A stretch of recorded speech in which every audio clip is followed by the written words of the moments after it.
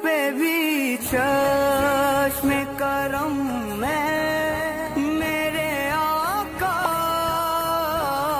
करना तुम्हें। बिस्मिल्लाहिर्रहमानिर्रहीम।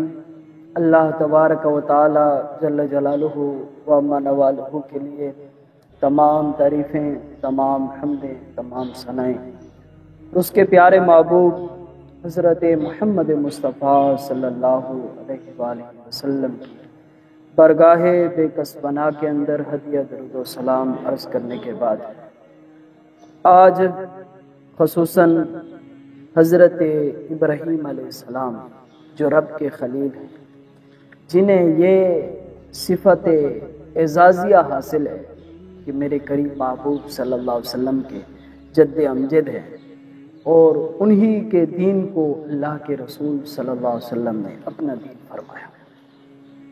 हज़रत इब्राहीम खलील अलैहिस्सलाम का तज़किरा खैर कुरान मजीद फुरकान हमीद के अंदर मौजूद है।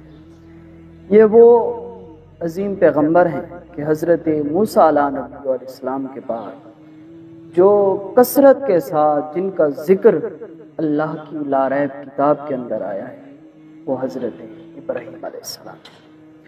उनका एक तज़किरा मौजूद है जहाँ बुतों के हवाले से उन्होंने बुतों को जो तोड़ा था उस हवाले से पूरे कुरान मजीद फुरकान हमीद के अंदर मौजूद है।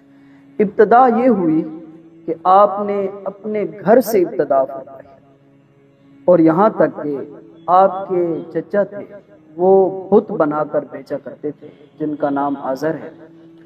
तो आपने उनसे फरमाया, उनसे हुक्म किया कि ऐ मेरे चचा जान, ये क्या बात है, ये आप क्यों बुत बनाकर बेचते हो?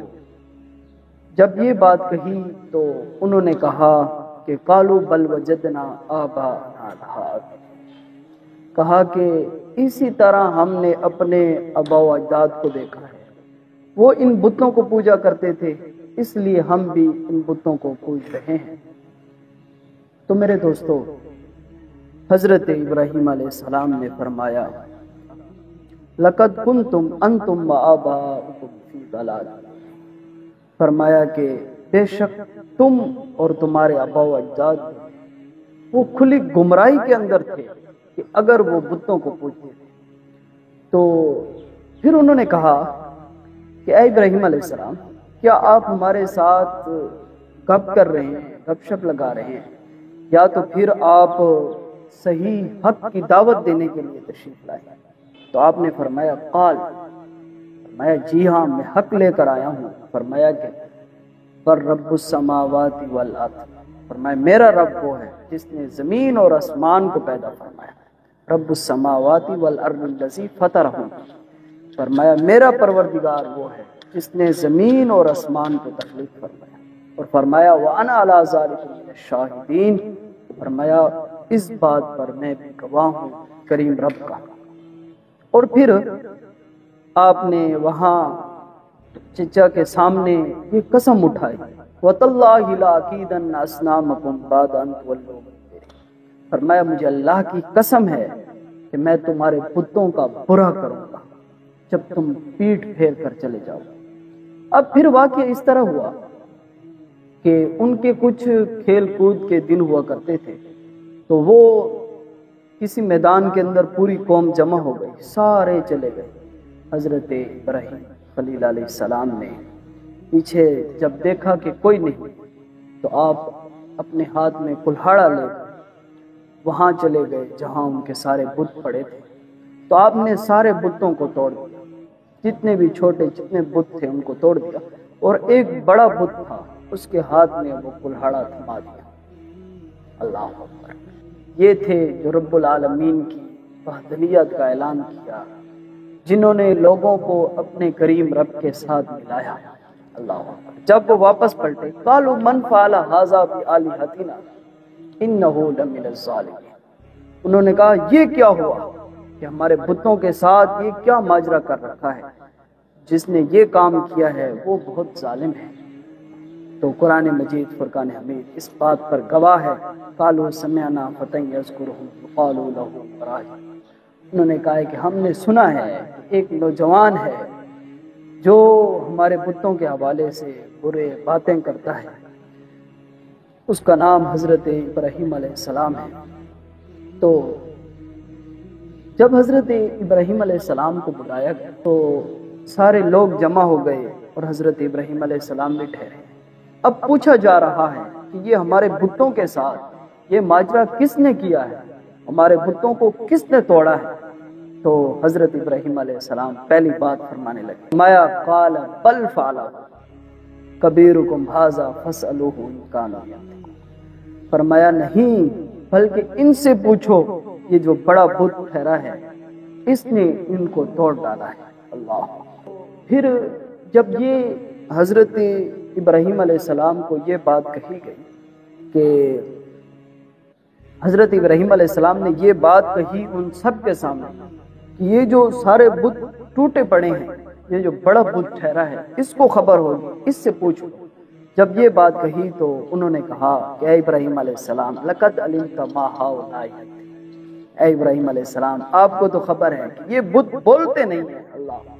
اب جب یہ انہوں نے اقرار کر لیا کہ یہ بت جو ہیں یہ بولتے نہیں ہیں تو اب آپ فرمانے لگے قال افتعبدون من دون اللہ ما لا ينفعکم شیئا ولا یضرکم، آپ نے فرمایا کہ کیا تم اللہ کے ماں سوا ان کو پوجتے ہو جو نہ تمہیں کوئی نفع دے سکتے ہیں نہ تمہیں کوئی نقصان دے سکتے ہیں؟ آپ نے فرمایا اف لکم ولما تعبدون من دون اللہ، فرمایا تف ہو تم پر، پوجتے ہو ایسے بتوں کو پوجتے ہو جو کہ نہ تمہیں نفع دے سکتے ہیں نہ تمہیں نقصان دے سکتے ہیں۔ افلا یاقلون، کیا تم یہ بات نہیں سمجھتے ہو؟ میرے دوستو، جب دلیل کے میدان کے اندر بات نہ کی جائے، جب دلیلیں ساری چیزیں ختم ہو جائیں، اب ان کے پاس کوئی دلیل نہ بچ سکے، اب وہ کیا کہہ دیں، کچھ بھی نہ کہہ سکے۔ جب دلیلیں ختم ہو جاتی ہیں تو اس کے بعد جو ہے ظلم اور ستم شروع ہو جاتا ہے، پھر مار پٹائی شروع ہو جاتی ہے۔ پھر انہوں نے یہ کیا کہ نمرود نے ایک آگ کے لیے اپنی قوم والوں کو کہا، اور ایک جگہ میں یہ لکھا ہوا ہے کہ 3 مہینوں تک ایک جگہ پر لکڑیاں جمع کی گئی اور پھر منجنیق کے ساتھ حضرت ابراہیم علیہ السلام کو آگ کے اندر ڈالا گیا۔ یہ بات بھی مفسرین نے لکھی ہے کہ جب حضرت ابراہیم علیہ السلام کو آگ کے اندر ڈالا جا رہا تھا تو حضرت جبریل علیہ السلام تشریف لائے اور انہوں نے عرض کی کہ اے ابراہیم علیہ السلام آپ کو آگ کے اندر ڈالا جا رہا ہے، آپ کو کوئی مدد چاہیے تو بتائیں۔ یہ اللہ کے انبیاء علیہ السلام کا تقویٰ دیکھو، ان کی اللہ تعالیٰ پر توکل دیکھو۔ آپ فرمانے لگے وہ کریم رب دیکھ رہا ہے، اگر اسے یہ پسند ہے کہ اس کا خلیل حضرت ابراہیم علیہ السلام آگ کے اندر چلا جائے، فرمایا میں اپنی جان دینے کے لیے حاضر ہوں۔ اللہ اکبر۔ جب حضرت ابراہیم علیہ السلام کو آگ کے اندر ڈالا گیا تو اللہ تعالیٰ فرماتا ہے قلنا یا نار کونی بردا وسلاما علی ابراہیم، فرمایا ہم نے آگ کو حکم دیا کہ اے آگ حضرت ابراہیم علیہ السلام کے لیے تو ٹھنڈی ہو جا۔